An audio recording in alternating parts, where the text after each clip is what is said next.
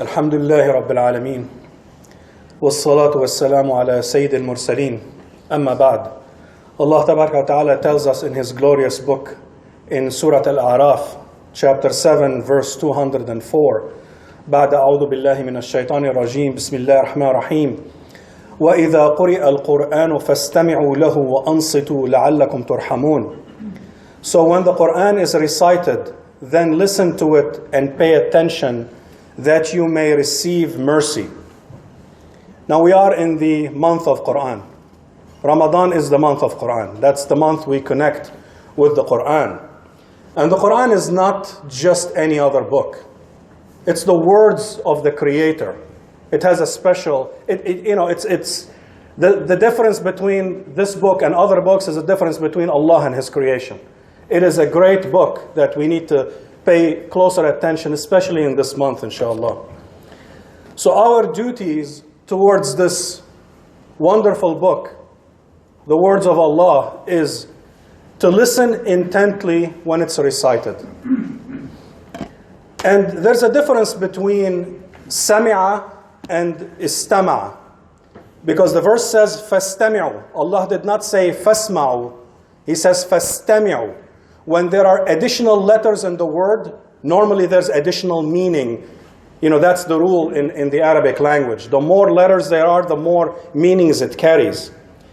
Hearing is when you listen to something in passing. You're walking, you hear somebody talking, that's hearing. Listening is a totally different thing. Listening is something deliberate and intentional. You're seeking to listen to the Quran.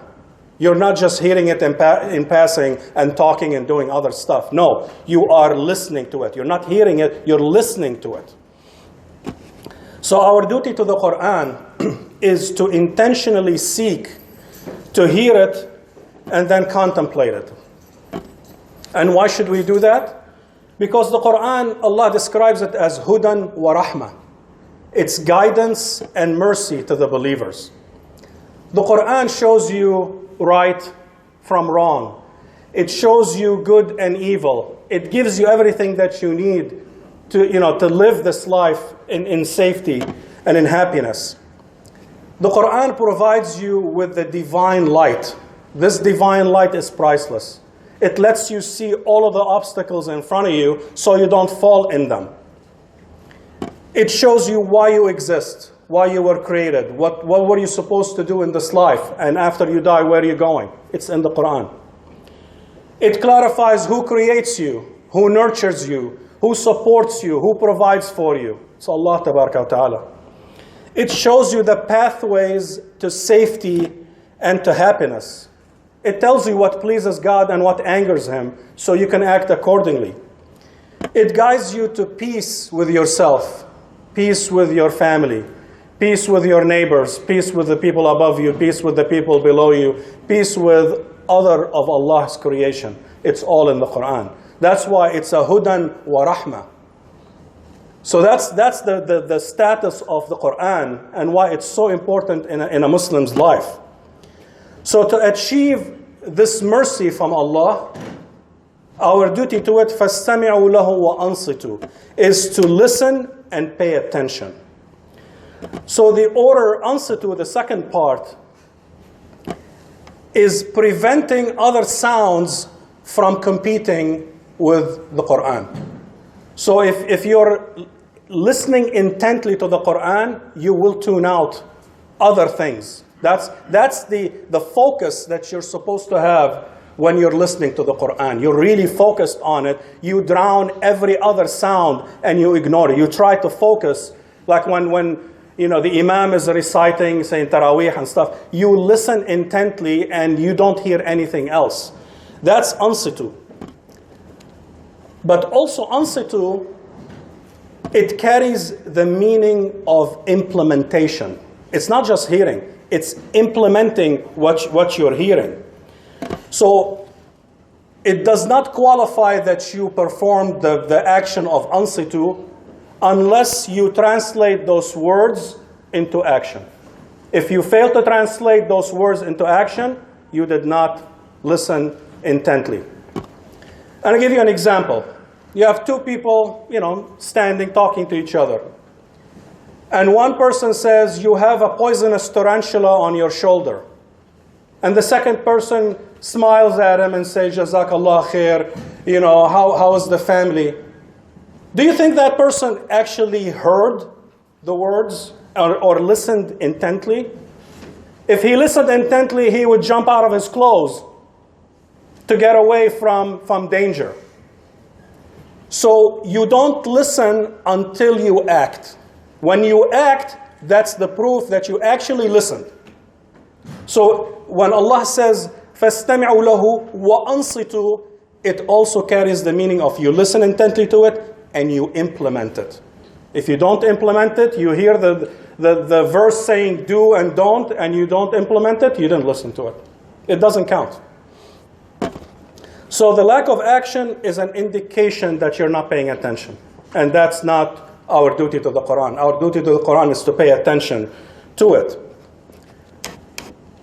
So our duty to the Quran is to listen to it, comprehend it, and implement it.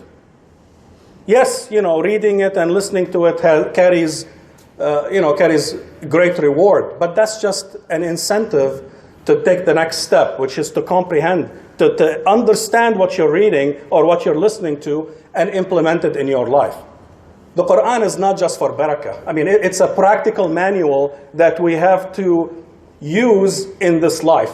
If you don't implement it, it's not going to help you. So reading, and while we're talking about reading the Quran, we should have two types of recitations. One recitation is an act of worship, an ibadah, which you have a set amount that you read every day. Whether it's a juz'a, whatever you're able to do, you do that regularly. That's an act of ibadah. That recitation is, you sit there and you're reciting it, you're getting the reward, and that's an act of worship. But the second recitation is a recitation for implementation. And it could be one verse, it could be two verses, where you can take that verse, you dig deep into it. What is that verse trying to tell me?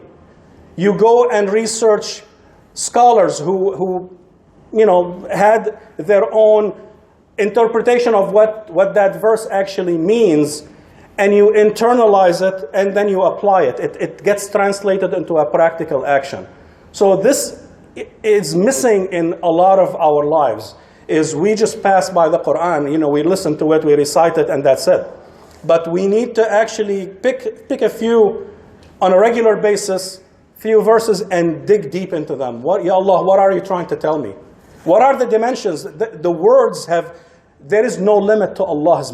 The words, the meanings of the words is as infinite as Allah is. Nobody can ever say, I know exactly what this verse says. With time, more meanings come out, more meanings. It's an endless wealth of meanings that you just have to focus on it and uncover it. So if you read a verse about the universe, do you ponder Allah's creation? Do you ponder that universe when Allah says that the sun and the moon are great things? Do you sit there and think and just kind of do a scientific exercise? How valuable are these creations? How great are those creations of Allah? That's when you read those verses that talk about the universe, that's our duty to the Quran, is to think about it. When you read a verse that says, do something, it's an order from Allah, will you heed that order? Will you implement it? If it tells you not to do something, will you stop if you are doing it? Those are the types of recitations that's missing in our life, is when you read a verse about people that Allah destroyed. Will you learn the lesson, or do you have to experience it for yourself? If you read a verse describing the people in hellfire, do you say, A'udhu Billah, I will not do what they did, and I will do anything in my power to avoid the end that they had? And when you read verses describing the people of heaven, do you strive to be among them? Do you do the action? Do you do whatever it takes to be from among them? And that's how you interact with the Quran. The Quran is alive. And that's how we have to treat it. We have to live with it. You read the word and you implement it. It talks to you. Allah talking to you. When you're reading the Quran, Allah is talking to you. You have to respond. So do not, so the verse, وَإِذَا قُرِئَ الْقُرْآنُ فَاسْتَمِعُوا لَهُ وَأَنصِتُوا لَعَلَّكُمْ تُرْحَمُونَ. Don't underestimate لَعَلَّكُمْ تُرْحَمُونَ, that you may receive mercy. Rahmah, the mercy of Allah, is the perfection of His bounties. It's not something abstract. Having a great family is a rahmah from Allah. Having good kids is a rahmah from Allah. Happiness is a rahmah from Allah.